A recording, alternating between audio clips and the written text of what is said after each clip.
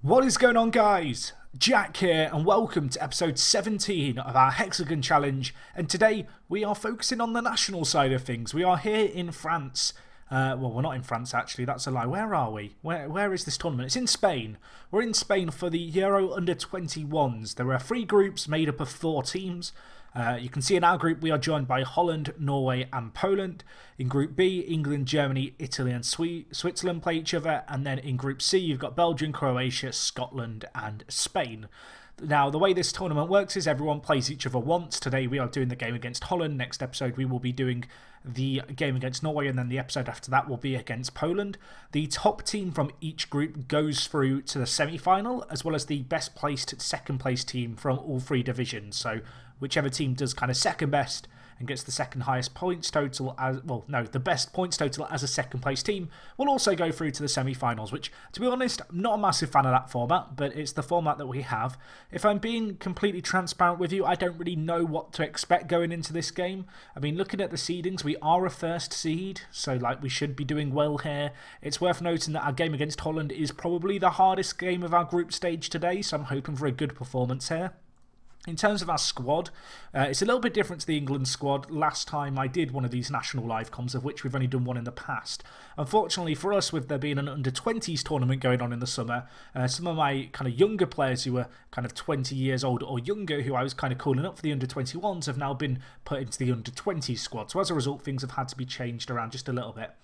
Anyway, in goal we have Anthony Maisonial. I'm going to call him Anthony or Ant.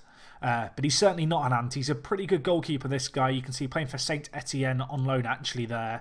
Who is he on loan from? He is on loan from... Oh no, he's on loan from Saint Etienne to AS Roma. Okay, well that makes sense. Our back four is a little bit different to how it has been, although one key kind of figure I guess remains. At left back we have... oh gosh. I was about to say, oh Christ. That would have been quite a funny way of going into his name. If I'd gone, oh Christ, Emmanuel, fate out... I'm going to call him Christ. Christ, you're now called Christ Emmanuel. I'm sorry. Fate out Mausa Sasa. Yeah, Christ. That's your name. I'm sorry. You're now Jesus Christ. Congrats. Anyway, centre backs. We have Abdou Diallo here, who is our big player. 23 years old, but he played in this tournament qualifying when he was 21. As a result, he is eligible to play, which is a little bit fortunate, I guess you could argue, but a very, very good centre back for us. He is also our captain. We then have Mukiel here, who is another young centre-back. Obviously, all these players are young, Jack, because it's the under-21s. He's a player with a little bit of potential, plays for Anderlecht, good little player. And yeah, he's going to be playing at centre-back for us today. And then we have Fulgini here, who is our right-back. And he's more of a centre defensive mid, but today he is going to be playing right-back for us. He's quite well suited to that position, to be honest. And I'm kind of keen to see how he can do in this role for us today. Quite good in the air, which is going to be useful from set pieces. Technically gifted, so going forward might offer us something. And he makes up our back four. In centre mids, we have Sissoko, who is the more defensive of our centre mids. And then alongside him, we have Samed, who is our deep line playmaker. Again, a few 23-year-olds here. Out on the left, we have Augustin, who is a very, very good player indeed. Balanced, right-footed, a bit of a winger, but he is going to be cutting in on his right-hand side, really, for the most part for us. Out at right mid, we have Saint Maxime, who was a big standout performer during the qualifying for this competition. You can see he's been on loan at Olympiacos this year, and he had a pretty good year all in all. Hoping he can carry some of the form from the qualifying into today's game. We then have Lusamba at centre attacking mid, another very, very good attacking midfielder. Delighted to have this guy playing for us. Contracted to FC Cologne. Is that Cologne? Because Cologne spelled C-O-L-O-G-N-E. So is that... I don't know what the O would be pronounced as. Maybe that is Cologne. That'd be weird if it was spelled with a K, but then it might be a completely different town. I'm sorry, German viewers, let me know. Answers on a postcard. A German postcard it will be suffice. Anyway, our striker for this game, interesting one. We've got Kevin Yamga here, and you're probably wondering, well, I've not seen this guy before. Or if you're not thinking that, then you should be, because he's new. Now, you're probably wondering, 22 years old, how's he here? Well, he did actually play for our under-21s for a little bit. And then he decided to betray us. He announced himself for Cameroon at international level and actually made 3 appearances for them. Now, I believe these appearances were in non-competitive games, so technically he isn't actually declared for Cameroon yet. As a result, I've managed to convince him to come and play for the under-21s. He's an absolutely insane advance forward. Very, very excited to see what he can do here. I think we're going to see some fireworks. Had a great start to his time in the under-21s during the pre-tournament friendlies, which if we just take a look at here, you can see we beat Belgium. We lost 2-1 against England, although I rotated the team very heavily for fitness for that game. And we also beat Sweden. So all in all, I'm going into this competition with a little bit of expectation, I guess. I think my ultimate goal has got to be to reach the semi-final. I'm not sure what I'm thinking long-term with this job, whether or not we resign after this tournament. We might get sacked after this tournament if we go out in the group stage. I kind of feel like we've done quite a lot during our time here in France. We've gone through an entire qualifying campaign. It's now kind of our second season here. But yeah, hoping for a good performance. We are taking on Holland in this opening game. Let's get straight into it. They are predicted to play a 3-5-2, which is a little bit curious. Do you feel like that kind of fits our team quite nicely? With this competition, you're allowed absolutely massive benches, which is nice. We have some great players on the bench that we can bring on. Looking at it, actually, Holland are favourites, although the analysis and desk kind of people, the analysis... what is the person who does the analysis? The analyzer? That doesn't... We'll just call it the media prediction is... Or the press person... What is the word? I'm having a brain farts today. Brain farts everywhere. Basically, he thinks it's going to be a draw. Right, let's tell the players that I expect to win today.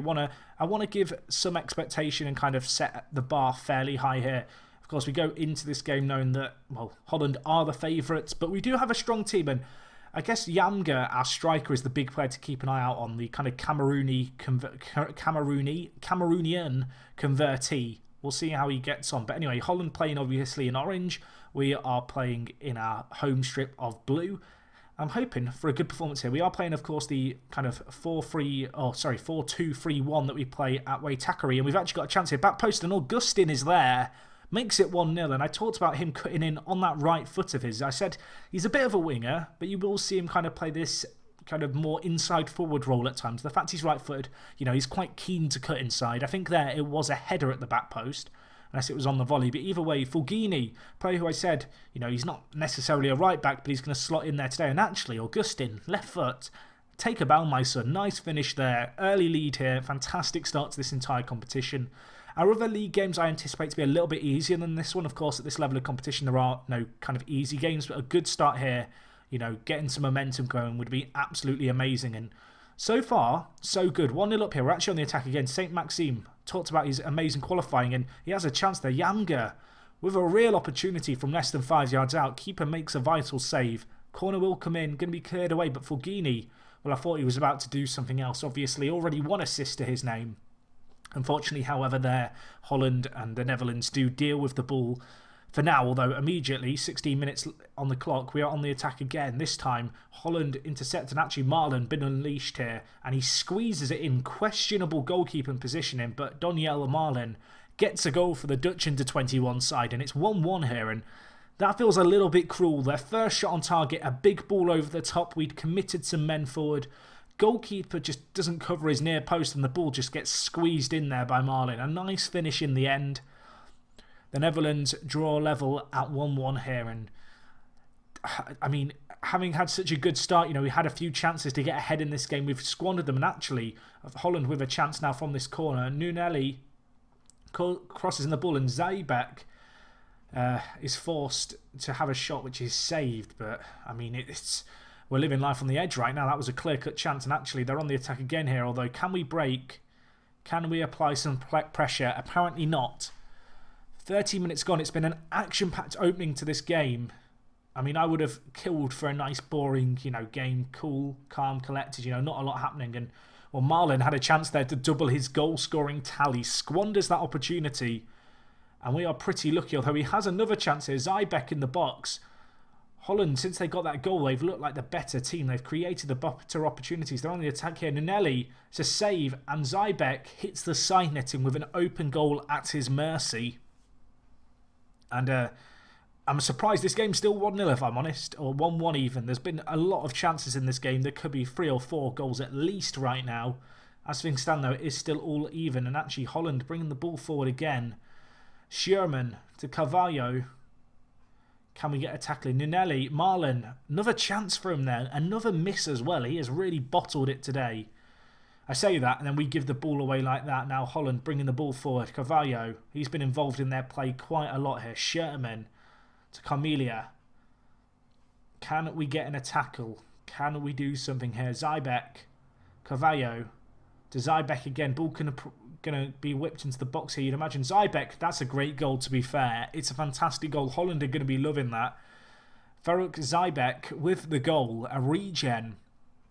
And that is a killer blow right before half-time. Zybek, I mean, he's got 2 men on him. What are they doing? Then neither of them puts in a tackle, and from a very, very acute angle, he manages to squeeze it into the back post.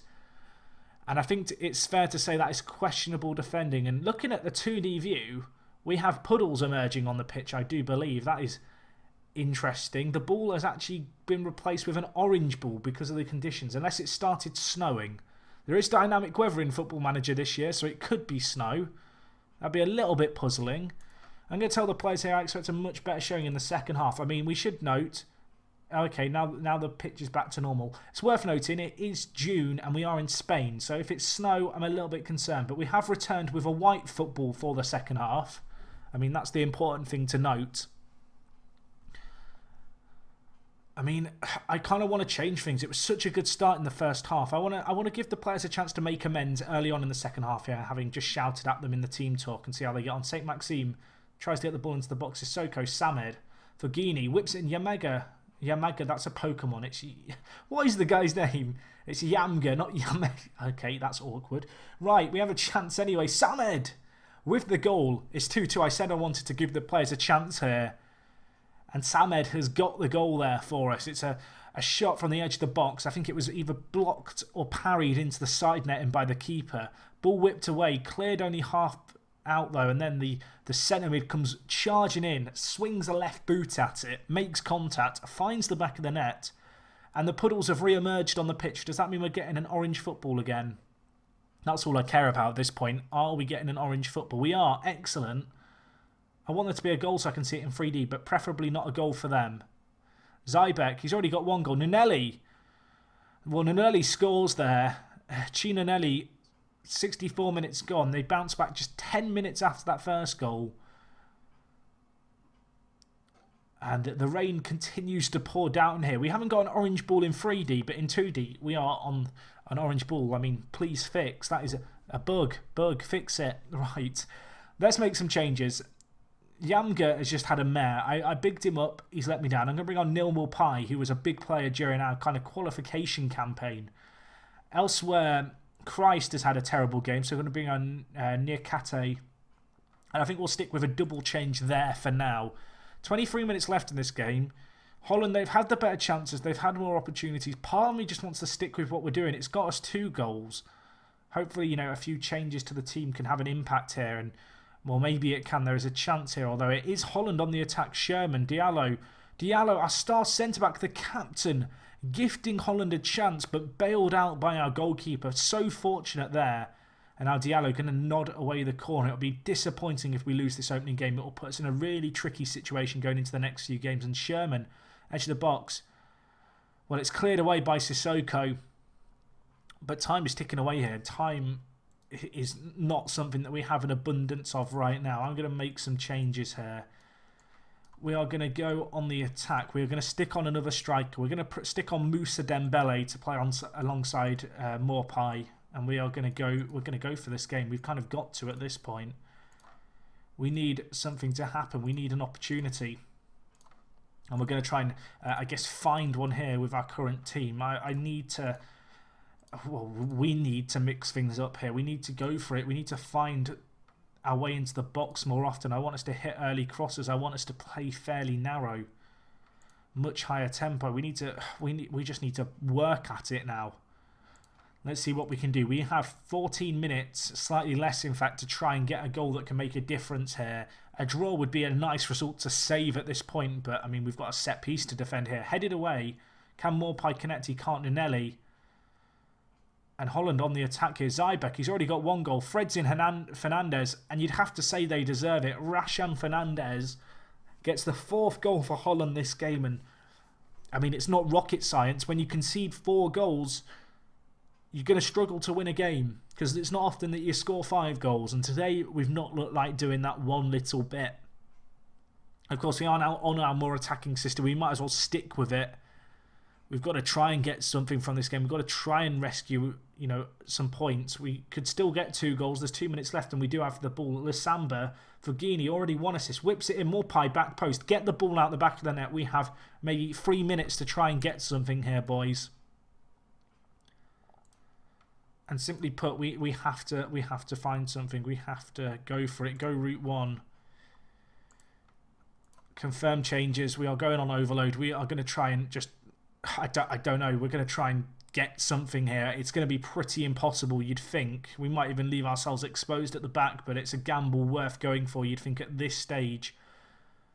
Can we clear the ball up? We can't. We give it away.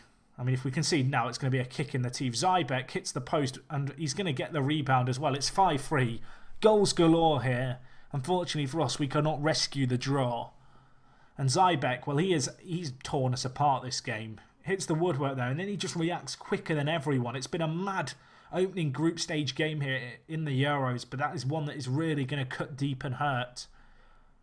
To lose 5-3 is bitterly disappointing. I said when you concede 4, you don't win often. I guess conceding 5, you don't win, full stop. You do not win when you concede 5. Unfortunately, today, we've done that. Granted, you know, we were chasing late on, but it's a poor performance and it's cost us dearly here. I'm going to tell the players I'm not happy with that result. We do go bottom of our group. As I mentioned, if we want to go through, we have to finish top of the group or be the best placed, second place team. And with a result like that, I mean, that significantly hurts our chances of even achieving that.